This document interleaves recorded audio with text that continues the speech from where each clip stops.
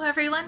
So this video is kind of the part 2 to my intro video to the sewing project I'm going to start and hopefully finish. And yeah, so this video is just going to be the inspiration and the start of the very first part, the mini part of the project. So like I said in the last video, the inspiration and the zest for wanting to even attempt this mountainous project is from watching all of these lovely ladies and men sew wonderful historical garments and making it seem like such a wonderful, amazing thing, and actually a possible thing to do, despite the fact that I personally have no skills. But yay! So, and like I mentioned last time as well, my favorite era of dress has always been the Regency time period. So after being bitten by the inspiration bug and an itch to sew something, anything, I immediately started looking at Regency gowns. Because that is where I always go when I decide I want an historical gown. And so while doing that, I stumbled upon this beautiful gown, which is currently housed at the Kent State University Museum in Ohio. And this is their online gallery from their museum. And they have so graciously provided a front, side, and back view of the gown, which from watching those YouTube videos is going to make it much easier to create the gown. Of course, that is if I were as skilled as those who I have been watching, but I'm not there yet. So while I would love to immediately get started on this gown right here and make it for myself, I cannot do that. And then there's also the fact that I am extremely ambitious and always wanted I've always wanted an entire outfit.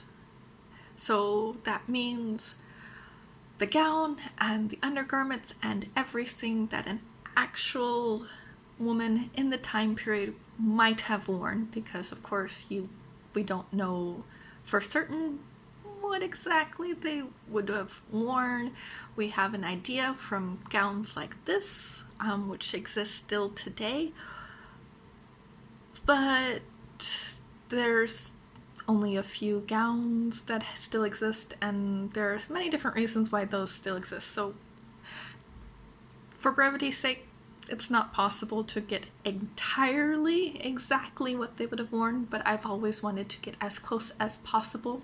So if I happen to accidentally, or not accidentally, magically traveled back in time to that time period, upon first glance it would appear as if I am one of just many people who normally live in that time period, and yeah, that would be a dream. So before I get to this part of the gown, I need to start with the inner layer, the one closest to your skin, which in this time period is a shift or a chemise. And so this would be a good place to start for the project. And from looking at what everyone has, like the different YouTube videos of creating these types of shifts or chemise, and from what they were saying, this is a very relatively easy place to start because it's a very simple piece of clothing. However, I have no skills at all in making something like this. In fact, I've only made one gown and one bag, as I previously mentioned in the other video, and that was a disaster, and that was done on a machine with a modern pattern in a class with teacher's help, and I still managed to not do it correctly. So I am still very hesitant to start this without having first increased or created some skills, especially with the hand sewing part, and I am terrified of sleeves. And I will probably do something similar to this one, which has very little sleeves, but that may be a misnomer for me because I may still have to do something extra or special to get it like this. I have no clue. So I decided to try something even easier to start off with first before I went to the inner layer, which I know I will have to make first. That way, as I layer up to this, everything will fit together. So this will still need to be made relatively early, but not yet.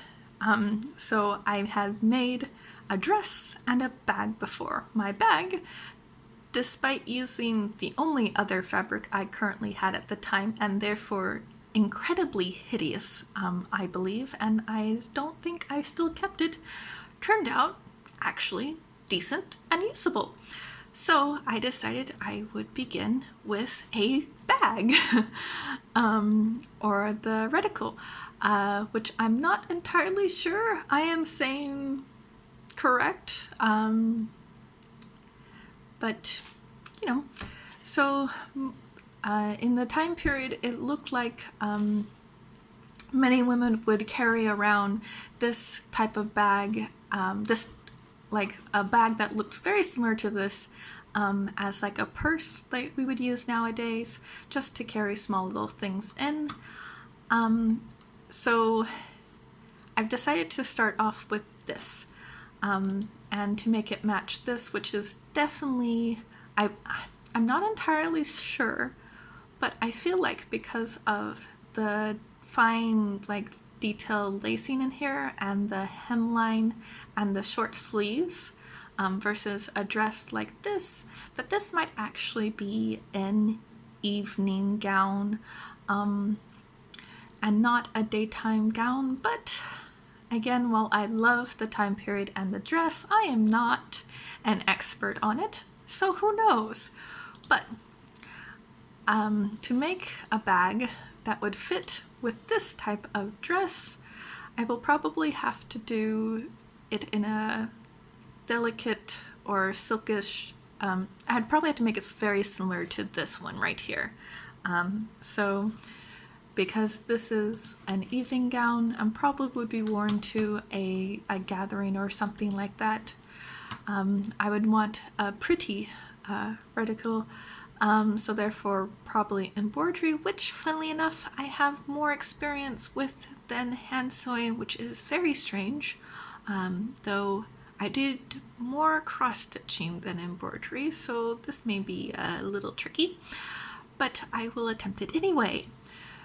So I'm going to try and make a bag, and do the embroidery myself on it to make it look nice and pretty for this type of gown.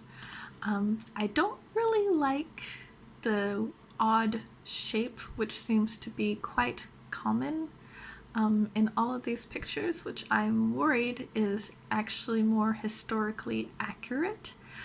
I just not a fan of this triangle shape in general.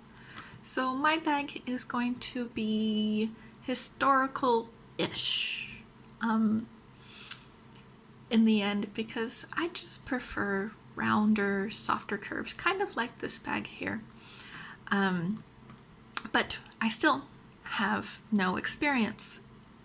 So before I do something as detailed or tassel-y as this, I'm going to just do a simple drawstring pouch, because this and this look very similar to me. Now, those of you who know sewing more than I do probably are going to say, that's not exactly the same.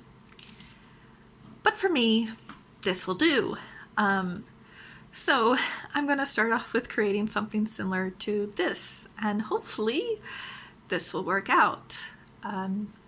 So while I'm in China and my Chinese being very limited because I am poor at learning languages, and therefore I do not know where to find fabric or even how to read different types of fabric or thread or any of that in China or in Chinese.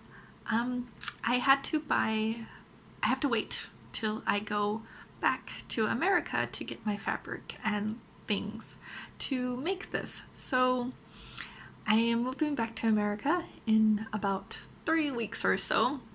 That's when I can actually start on making something like this in a fabric that maybe would go with this. I'm not sure because I couldn't let the inspiration go, and I immediately hopped onto like Hobby Lobby's website and ordered it delivered to my address in America that I'm going to be moving into. And luckily there's somebody there who can accept it for me, because if not, that would be idiotic to send fabric and other supplies to an address that I have no access to. So all the fabric is going to go there, but since I did this all online without actually having stepped foot in Hobby Lobby since about 5 years, no, 4, 3, I don't know, for many years, I don't know what it looks like. So yay! So all the fabric is going to be there. So when I get there, I will actually be able to start this in earnest.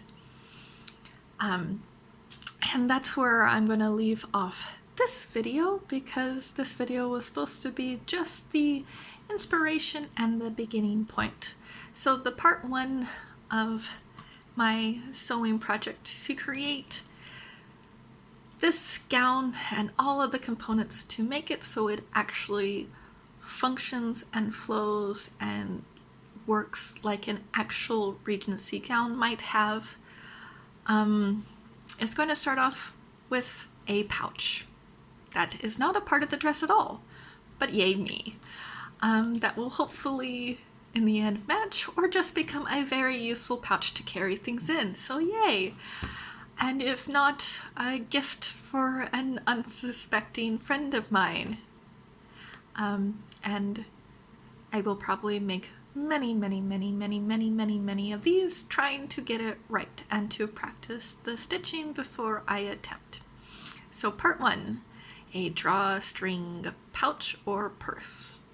So yeah, that is the start, and this is going to be the end of the video. I know I said that before, and I seem to be making a habit of keep saying that until I finally say goodbye.